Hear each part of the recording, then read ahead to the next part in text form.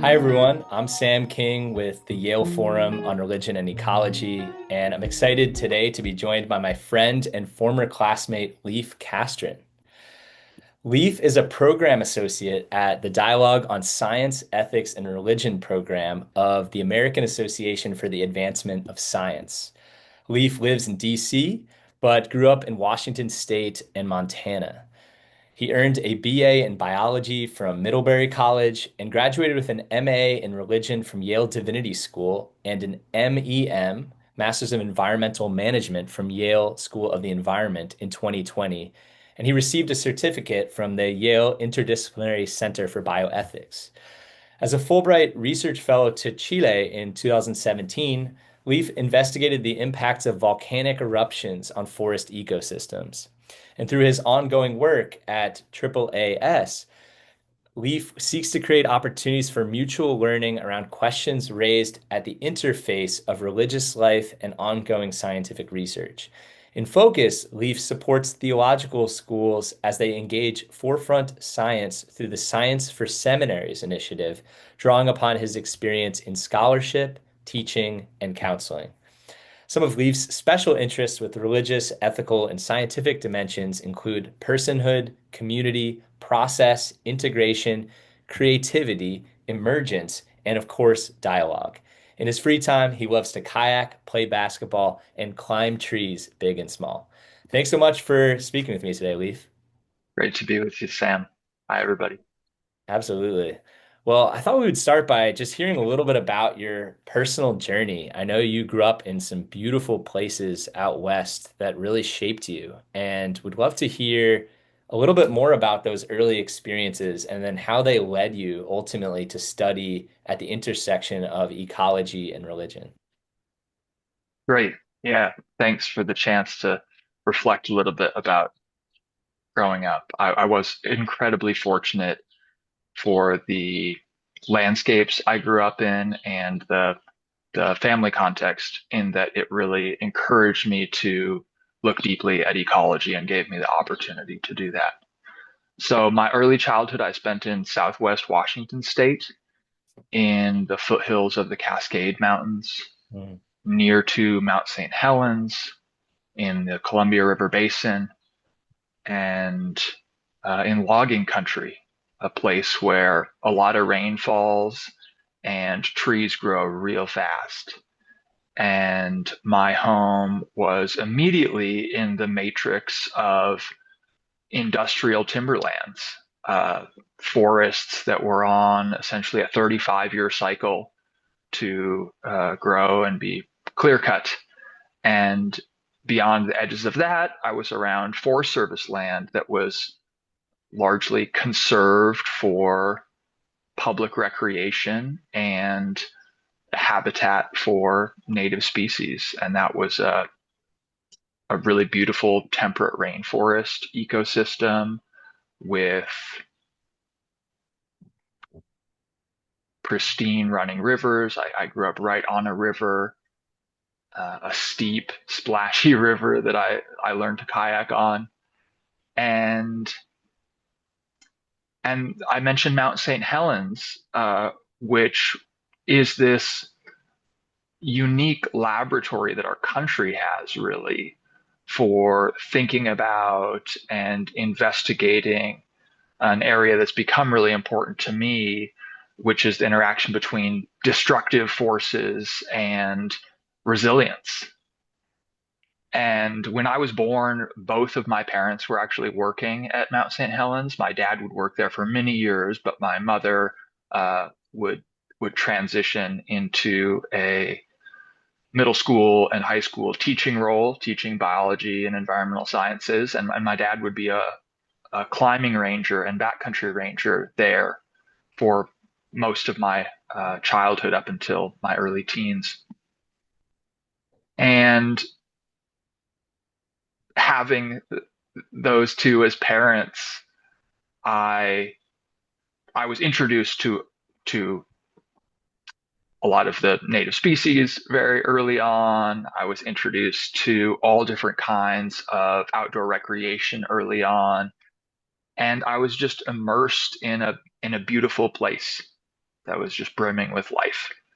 Uh, so I feel really I really treasure that upbringing and really think of the context of the American conservation movement as part of my heritage because I grew up in that context and was born into that kind of family. Uh, as a teenager, my family moved to Montana, and that was led by some roots that my parents had there and an opportunity to work in the Bob Marshall Wilderness that my dad happened upon. The Bob Marshall Wilderness is the largest contiguous wilderness area in the lower 48. It's just south of Glacier National Park. It's another really beautiful environment, a montane ecosystem, northern Rocky Mountains, and a very special jewel of again of the American conservation movement. This place that has a history of no mechanized travel, no heavy intervention on the landscape, just single track trails, rustic cabins, and foot traffic. And again, having immersion in that kind of environment was incredibly formative to me. A lot more big wildlife in Montana than in Washington. I got to see grizzly bears and mountain lions and bighorn sheep and elk and moose. And it's just a treasure that I was able to have exposure to that kind of environment. I actually know that you were recently in that part of the country, Sam, Mhm. and you can recognize that the existence of landscapes like that are what fire people up about protecting our earth. Um, and so in just a deep way, in an inherited way, I came into this world fired up about protecting this precious earth we have. Mm. Um, I was also a kid going through all sorts of kid stuff and an adolescent going through all sorts of adolescent stuff. And uh, childhood and early adulthood can be really difficult. And I found them difficult in lots of ways. And that part of the story so far kind of clarifies why I was bound for the Yale School of Forestry, now the Yale School of the Environment. The turn to divinity school came in my efforts and to some extent my failures at navigating the complexity of adolescence and coming into adulthood. I I had a really hard time in my late years of high school, my early years of college, just managing my own emotional life, and was very fortunate to have again, parental influence, a mom who had become deeply involved and pretty committed to a Buddhist practice and a Buddhist community, that of Thich Nhat Hanh, the Plum Village tradition. Mhm. And I was, as a 19-year-old, invited by her for the first time to join at a retreat. During these years, Thich Nhat Hanh was doing biannual North America tours. And I received instruction in meditation and mindfulness from a master, a carrier of a really important Zen tradition out of Vietnam. And this experience of being with monastics and other people who were committed for that week and change to cultivating and nurturing their mindfulness was life transforming for me. It one of my first uh, memories of that retreat is being hit over the head by a voice that said, "I want to be a monk." And it really took me aback. I didn't know what to make of it, but it felt really true in that moment. It felt like I was seeing this environment where there was structured silence and ritual that felt very sincere, and a teacher who I perceived to be speaking truth and perceived as like trustworthy and sweet. Um, and I wanted that. If I wanted to opt in, and that was kind of the first seed of uh, this longer process of looking deeply at what was there and how I could bring that into reality through my life. I'm not currently a monk. I haven't really taken any further steps down that road. I did end up at Divinity School, which Yale is not a especially pluralistic theological environment. It's pretty Judeo-Christian. It's pretty American Christian. It has a very ecumenical feel to it, but wasn't exactly the path I expected to take into spiritual practice, beginning from that experience with Thich Nhat Hanh and the Plum Village Sangha. I had been raised previously mostly with exposure to the Catholic tradition, and as I think is an experience I've heard many others speak to, I came into adolescence with a kind of rejection of that. Actually, that's something kind of archaic and weird, and I don't want to be a part of it. And in addition to bringing me to the sense of the value of Buddhist practice and community, Thich Nhat Hanh's teachings also softened my my heart toward the Christian traditions that had been my context and that I had built up some kind of resentments for and resistance to. And I I felt really gifted with a realization of the depth of spiritual traditions and the depth of loving community and the transformative power of theology in some way, of these worldviews that can be cultivated through practice and and can be taught and transmitted by master teachers. And I I had a newfound reverence for that and a desire to learn from that and explore that. And I ended up getting a degree in biology from uh, Middlebury College, as you mentioned, my undergraduate institution, spending a year in Chile as an exchange student and in southern Chile, an environment that reminded me a lot of where I'd grown up in Washington, a very similar kind of mirror image latitude, still on the Pacific, um, and very wet and rainy, these temperate rainforest environments, and with a lot of active volcanoes. And by some strange coincidence, I actually met a researcher who had also been at Mount St. Helens when I was born, who was now doing studies down in Chile. And so I got into uh, this opportunity to study forest ecology down there. Uh, that was pretty amazing. To this day, it's some of the most exciting investigation I've really ever been a part of, to visit recently erupted volcanoes and collect data, do rigorous data collection across a bunch of sites. A great team project and a great way to get to know a bioregion. Um, and so I really thought my studies were leading to this uh, deeper inquiry into disturbance ecology, restoration ecology, plant community ecology. And I met some fantastic professors down there as well.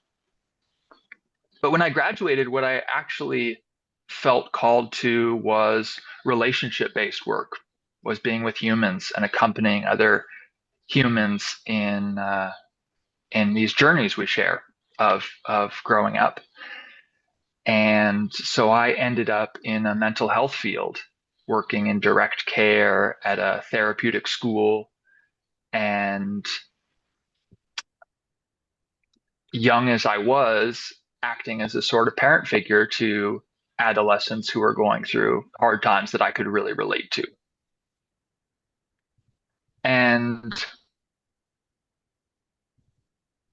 this reinforced my sense of the need at a cultural level, but also at a personal level for a closer relationship with this earth's spiritual traditions and the resources that they offer for our psychological suffering. And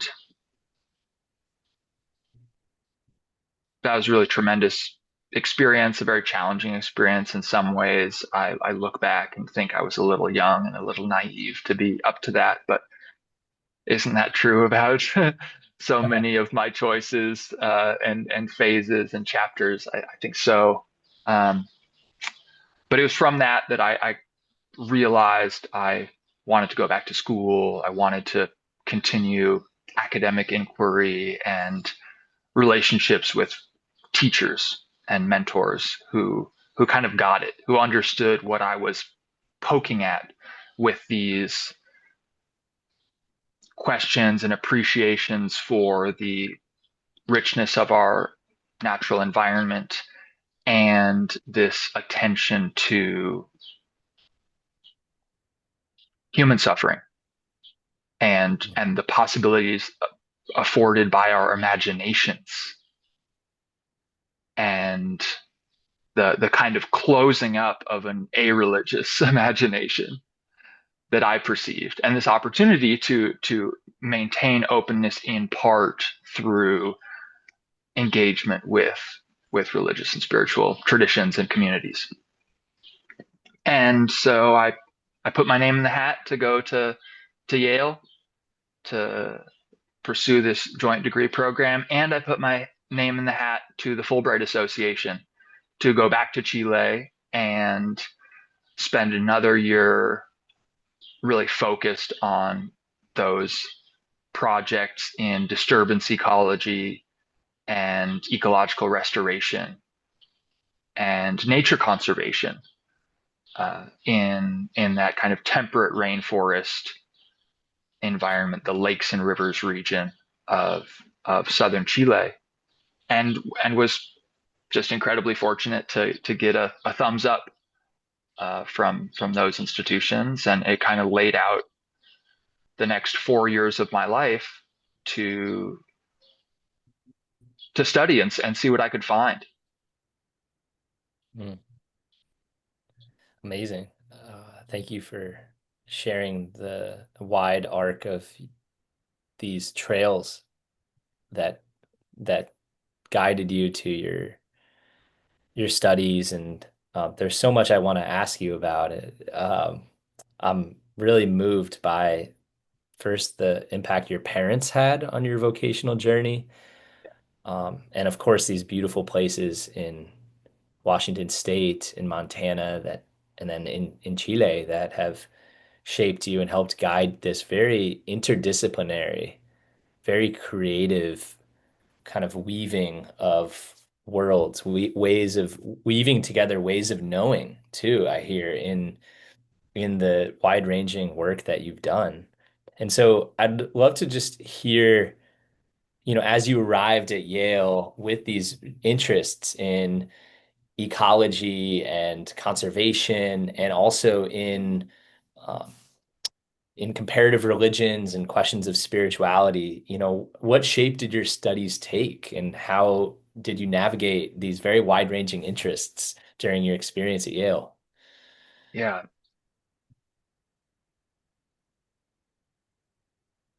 I didn't visit Yale before I came as a student. I didn't really know what a divinity school was about. And I anticipated that going to a couple of Yale professional schools would change my life in ways that I could not anticipate, that I wouldn't be able to foresee, that I was throwing myself into something that would change me and would set me on a path that I wasn't aware of. And I think that came true. I think I was jostled around a lot by my own breadth of interests and lack of focus. And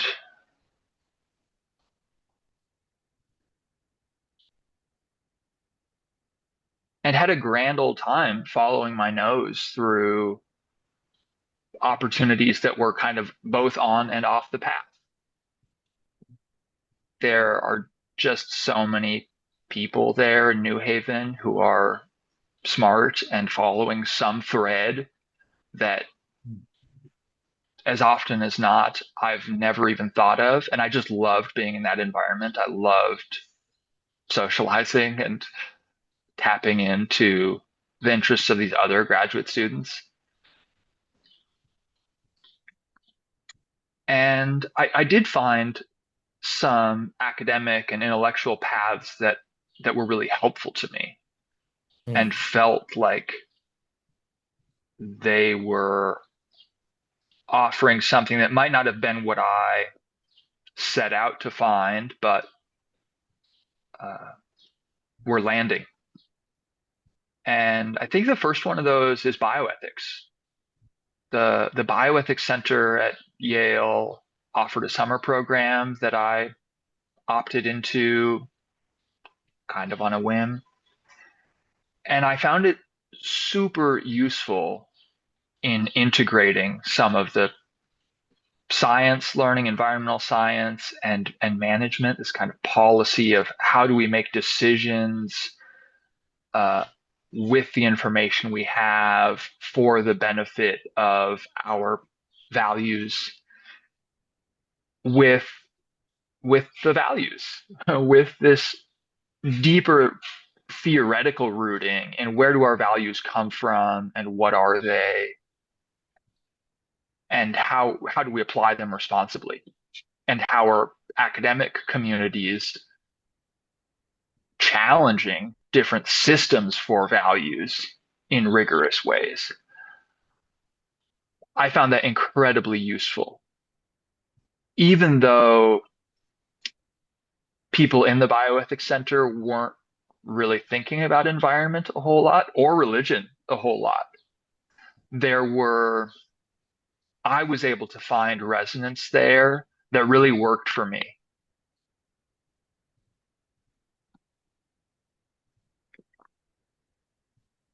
The other area I think of, just in reflecting back overall in my experience at Yale, that was really, that I still carry with me and felt like something important I received that I wasn't anticipating was the policy sciences. I think I found myself in need of better frameworks for understanding how things actually happen, both in terms of institutions and in terms of people. That as good as our ideas may be, as effective or as powerful as ideas can be,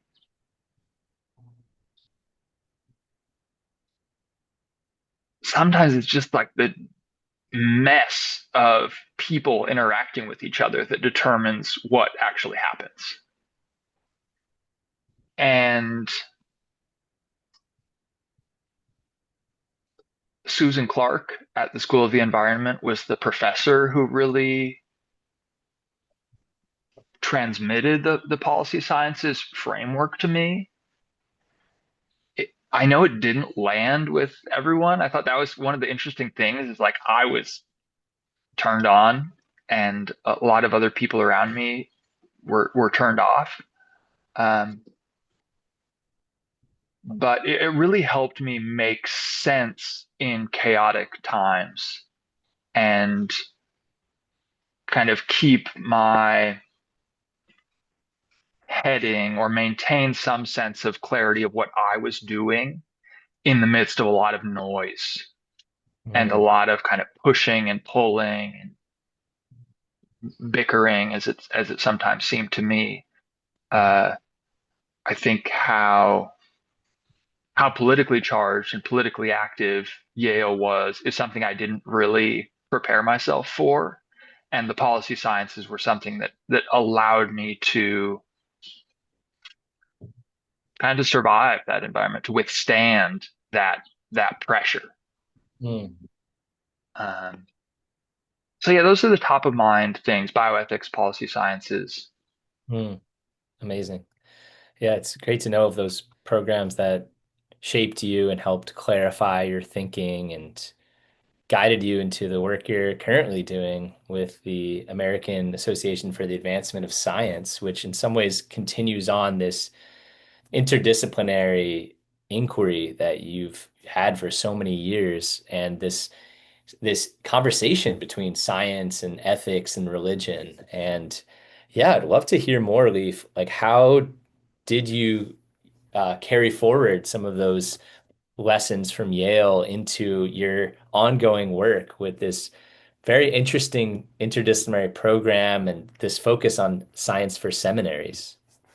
Yeah, great. Yeah, so the AAAS, which is the shorthand for my employer, uh, has been around for a long time. Last year, we celebrated our 175th anniversary. So this is Wow. a real legacy institution. It's the largest general membership scientific society in the world, and it is a big tent frame for science. It Mhm. goes as hard as you can imagine in biotech and computation and physics and chemistry, and it welcomes social theorists and psychologists and science educators and communicators and historians. And there's a lot in between, of course. So,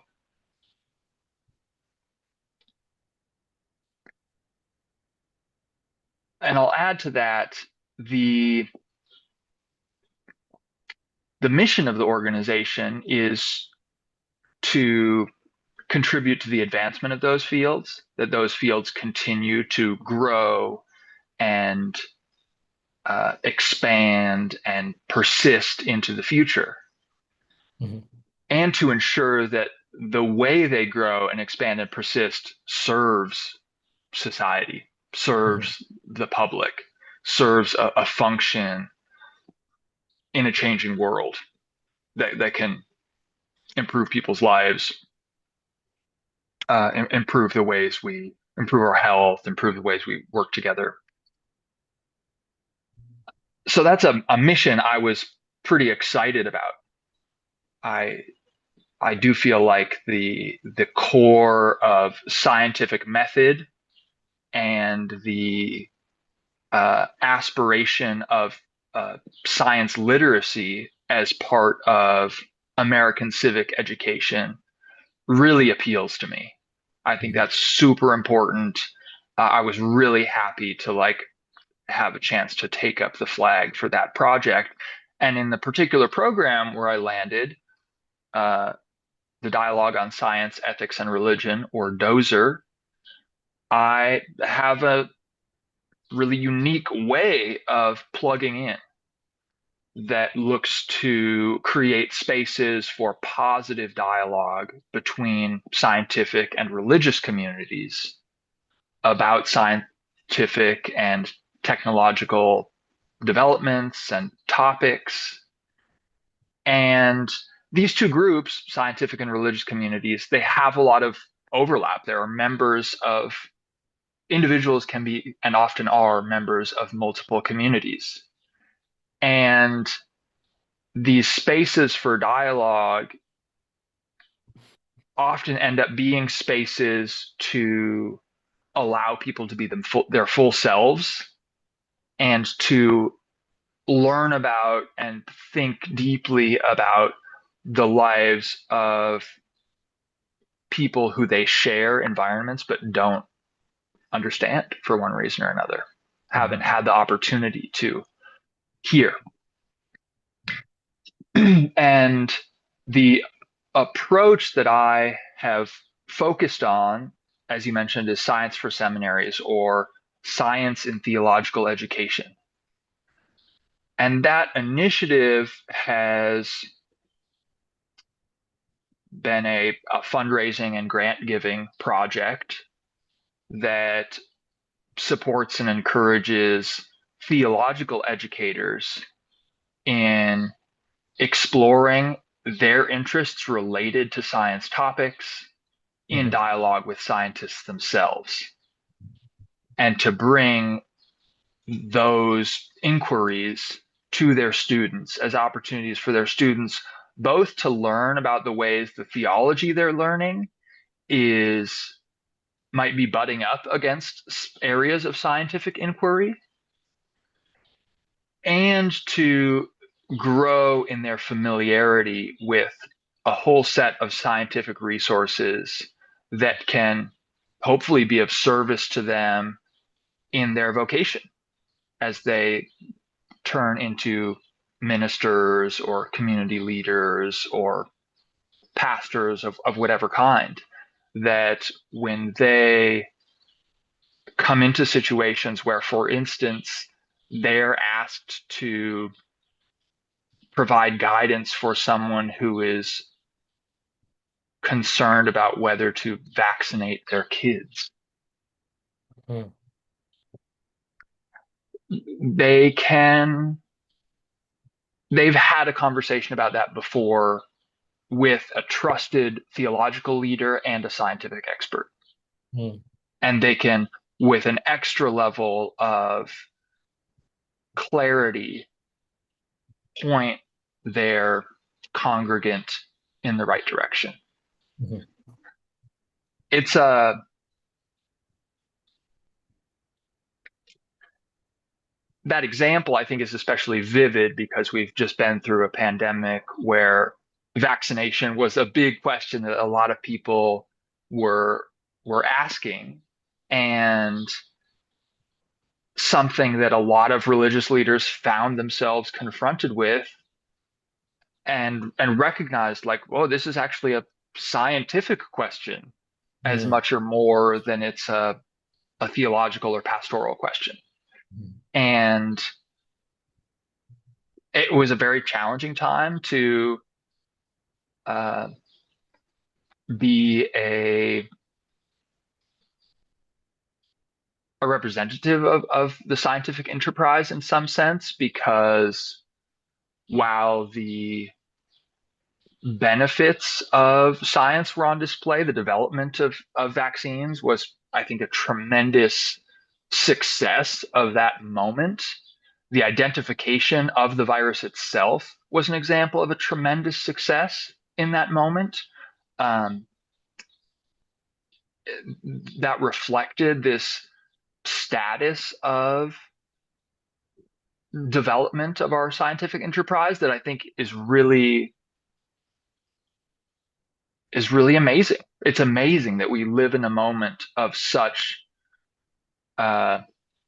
of such richness of knowledge and capacity to identify and control molecules and viral pathogens. I mean, that's it's just incredible. Mhm. Um, but we're also limited in coming up with clear findings on an active epidemiological crisis. You know, evolving situations don't really provide very clean answers, and having uh,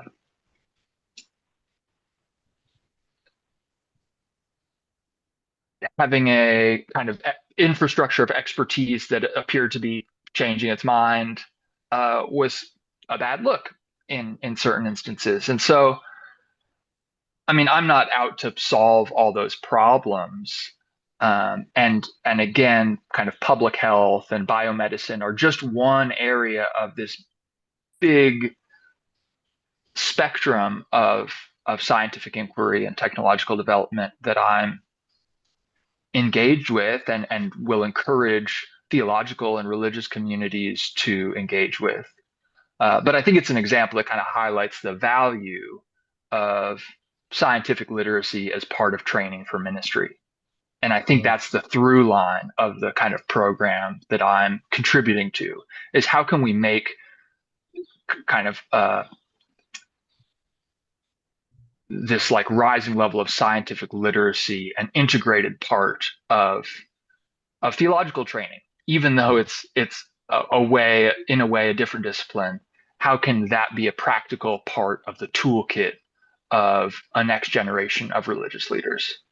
And mm, so that's what I get to contribute to through grant writing and grant giving and project evaluation and grant support mm, and and networking. We've given grants to 60 and more theological schools. We have 28 active grants out right now, most of which are focused on climate change and some of which are extended beyond seminaries into continuing education programs for pastors who are already in ministry, already leading congregations.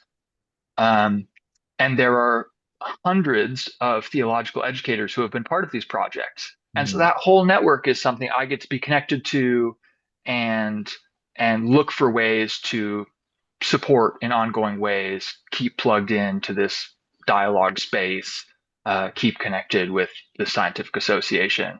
It's a really cool place to have found myself, and it I didn't see it coming, and it is absolutely a continuation of what I was studying at Yale, both the environmental topics I was interested in. They have deep scientific dimensions uh, with a lot of open questions, a lot of emergent phenomena happening in our ecosystems that I find deeply interesting uh, and unresolved in a scientific sense. And then the the exposure I got to American religion through Mm, Yale Divinity School, the religious literacy that I gained by being mm, a student at Yale Divinity School, mm, the familiarity I was able to develop for the whole spectrum and variety of theological tradition that is playing out in our country, in our continent, in our world. I really grew a lot at Yale in that sense, and I do get an opportunity to live that out and leverage that in my current work. mm. It's amazing to hear about, yeah, this really creative and novel and relevant work, especially in galvanizing conversations around climate change and around epidemiology and these very uh, trying and demanding times where there's such a need for clarity on these huge moral issues we face, whether it's a pandemic or the climate crisis, and to be at the forefront of driving ethical and religious reflections on these present realities, I think is so vital.